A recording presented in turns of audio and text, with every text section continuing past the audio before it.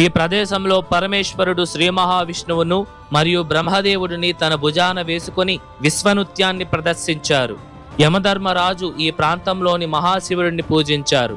ఇందుచేతే శివుడిని ఈ ఆలయంలో దర్శించిన భక్తులకు ఎటువంటి ఆటంకాలు కలగనివ్వద్దని పరమేశ్వరుడు యముడికి సూచించారు. లక్ష్మీదేవికి శ్రీ మహావిష్ణువు భర్తగా రావాలని ఈ ప్రదేశంలో పరమేశ్వరుడికి విల్వాకులతో పూజించారు అమ్మవారు. ఈ ప్రదేశంలో నవగ్రహాలలో ఒక్కటైన గురువు పరమేశ్వరుడిని పూజించారు. మరియు ఈ ఆలయంలో గురువుకి ప్రత్యేక మందిరం కూడా ఉంది. ఈ ఆలయం కాంచీపురంలో ఉన్న నవగ్రహ క్షేత్రాలలో ఒక్కటి మరియు కాంచీ పురాణంలో పేర్కొనబడిన 108 శివాలయాలలో కూడా ఒక్కటి. హాయ్ హలో నమస్తే, వెల్కమ్ టు అవర్ ఛానల్ ఆలయ యాత్ర. ఈరోజు నేను మీ ముందరికి మరొక అద్భుతమైన శివాలయంతో అయితే వచ్చేసానమాట. ఇంతకీ ఏంది ఆలయం అంటే శ్రీ కాయారోహరేశ్వర స్వామి వారి ఆలయం. ఈ ఆలయం ఎక్కడుందంటే తమిళనాడు రాష్ట్రంలో ఉన్న కాంచీపురంలో అయితే ఉందన్నమాట. కంచి రైల్వే స్టేషన్ నుండి 3.2 కిలోమీటర్స్ దూరంలో, కాంచీపురం బస్ స్టాండ్ నుండి 2 కిలోమీటర్స్ దూరంలో అయితే ఉందన్నమాట ఈ ఆలయము. ఈ ఆలయం తాలూకు లొకేషన్ కూడా నేను మీకు డిస్క్రిప్షన్లో ఇచ్చుంటాను, చెక్ చేయండి. వీడియోని లైక్ చేసి స్టార్ట్ చేయండి. మన ఛానల్ ఏమన్నా సబ్స్క్రైబ్ చేసుకోకుండా ఉంటే సబ్స్క్రైబ్ చేసుకోండి. రండి ఇప్పుడు మనం ఆలయం వద్దకైతే వెళ్దాం.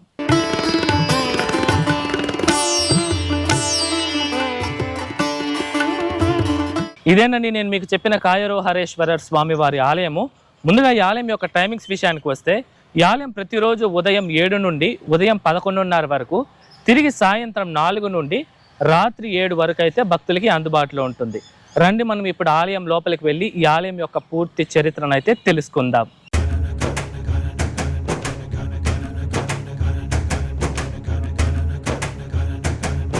పూర్వం ఒకసారి బ్రహ్మదేవుడు మరియు శ్రీ మహావిష్ణువు తమ జీవితకాలం ముగుస్తుందని చాలా నిరాశకు లోనవుతారు.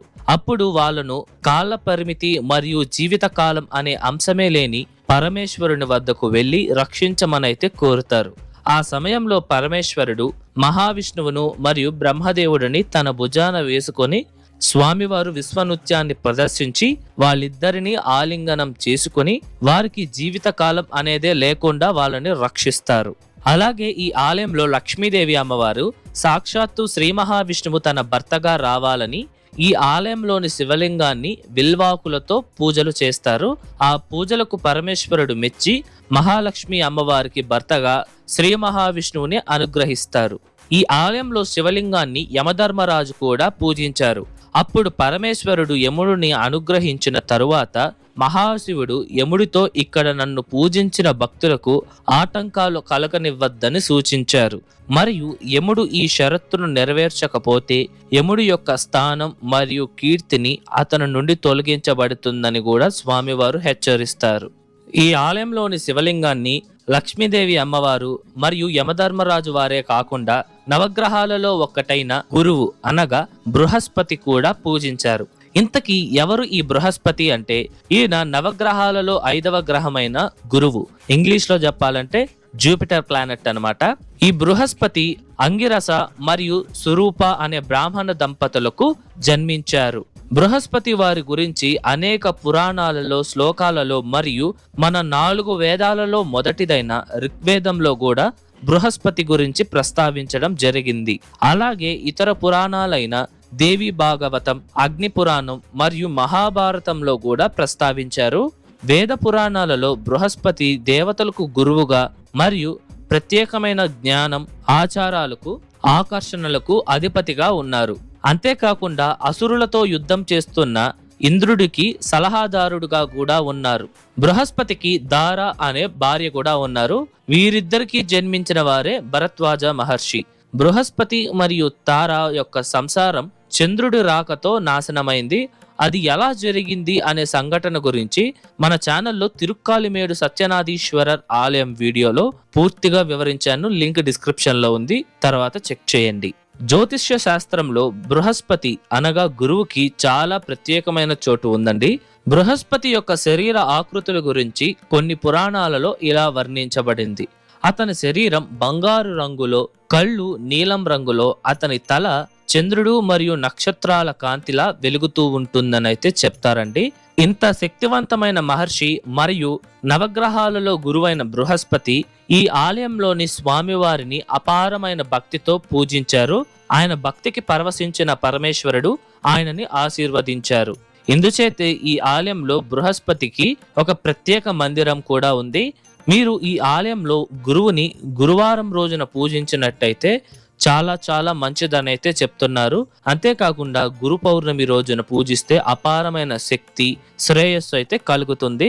గురు దోషాలు ఉన్నా, గురుబలం లేకపోయినా ఇక్కడ ఉన్న స్వామివారిని అలాగే బృహస్పతిని దర్శించిన వారికి మంచి జరుగుతుందనైతే చెప్తారు. ఈ ఆలయం గురు పరిహార స్థలంగా కూడా ప్రస్తావించడం జరిగింది. అలాగే కాంచీపురంలో ఉన్న నవగ్రహ క్షేత్రాలలో ఈ ఆలయం కూడా ఒకటి.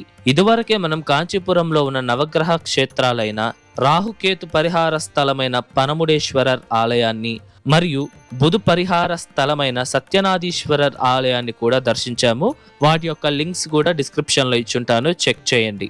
అలాగే శివజ్ఞాన మునివర్ వారిచే ప్రస్తావించిన కంచి పురాణంలో పేర్కొనబడిన కాంచీపురంలో ఉండే 108 శివాలయాలలో ఈ ఆలయం కూడా ఒక్కటి.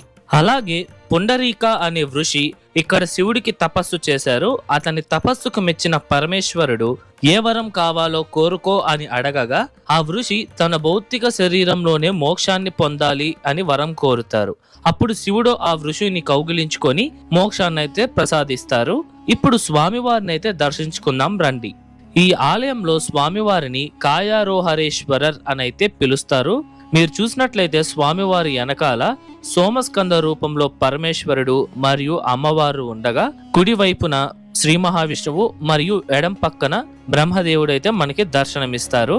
ఇంతకీ స్వామివారికి ఈ పేరు ఎలా వచ్చిందంటే, కాయం అనగా తమిళ్లో శరీరం అని, ఆరోహణ అంటే ఆలింగనం లేదా కౌగిలించుకోవడం అని, ఈశ్వరర్ అంటే పరమేశ్వరుడు అని అర్థం వస్తుంది.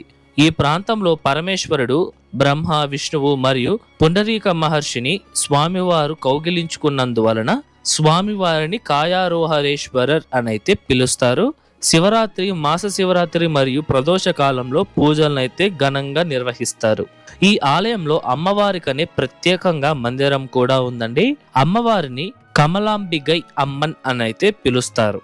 ఈ ఆలయంలో ఆశ్చర్యం కలిగించే ఒక విషయం ఏమిటంటే, చోళరాజుల కాలం అనగా 10వ శతాబ్దంలో గుజరాత్ లో కాయారోహణ అనే కొత్త శైవ మతం అయితే ఉద్భవించింది. అప్పుడు చోళరాజులు గుజరాత్ లో ఉన్న ఆ కాయారోహణ అనే శైవ మతానికి చెందిన బ్రాహ్మణులను తమిళనాడులో ఉన్న కాంచీపురం, కుంభకోణం మరియు నాగపట్టణం అనే ఈ 3 ప్రాంతాలలో వాళ్ళనైతే స్థిరపరిచారు. ఇందుచేతే ఈ 3 పట్టణాలలో ఇదే పేర్లతో ఆలయాలైతే ఉన్నాయి. అందులో మొదటిది కుంభకోణంలో ఉన్న కొండదైత కాయారోహణం ఆలయం, రెండవది నాగపట్టణంలో ఉన్న నాగై కాయారోహణం ఆలయం, ఆఖరిది కాంచీపురంలో ఉన్న ఈ కంచి కాయారోహణం ఆలయం. ఈ 3 ఆలయాలలో స్వామివారిని కాయారోహరేశ్వరర్ అని మరియు కాయారోహణ స్వామి అని కూడా పిలుస్తారు. మనం ఈ ఆలయం బయట కుడివైపున చూస్తే ఒక చిన్న శివాలయం 4 స్తంభాలతో అయితే కనిపిస్తూ ఉంటుంది. ఇక్కడ ఉన్న శివలింగాన్ని లింగబేశ్వరర్ అని అయితే పిలుస్తారు. ఈ లింగాన్ని భైరవి అనే ఋషి పూజించారనమాట. ఈ మందిరం కూడా చూడడానికి చాలా అద్భుతంగా ఉంటుంది.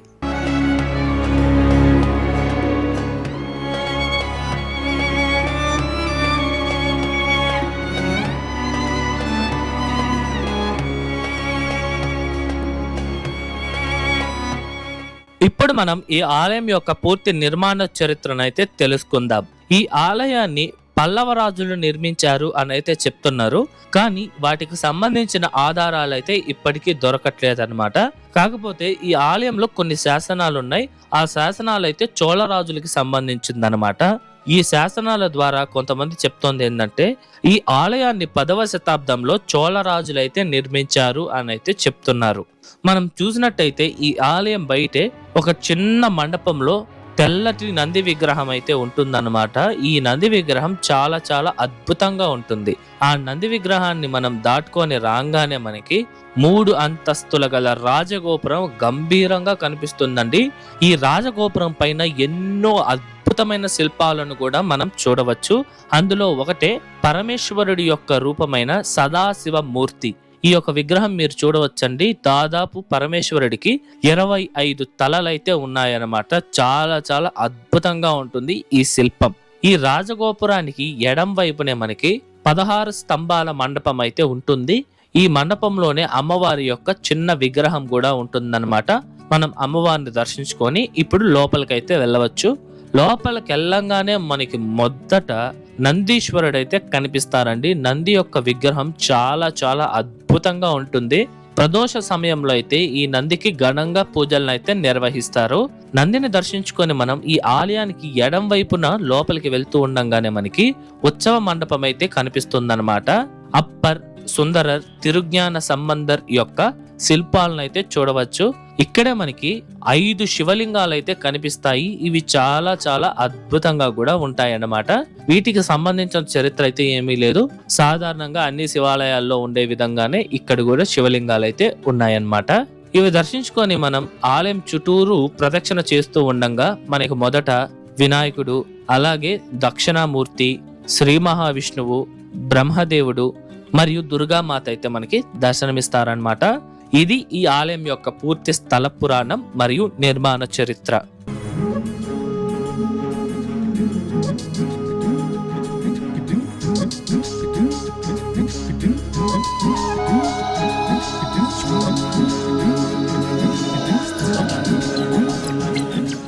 ఇదండి ఇవాళ వీడియో ఎలా ఉంది, నచ్చిందా? ఐ హోప్ ఈ ఆలయం తాలూకా పూర్తి చరిత్ర మీకు అర్థమయ్యేలా నేను చెప్పాను అనుకుంటున్నాను.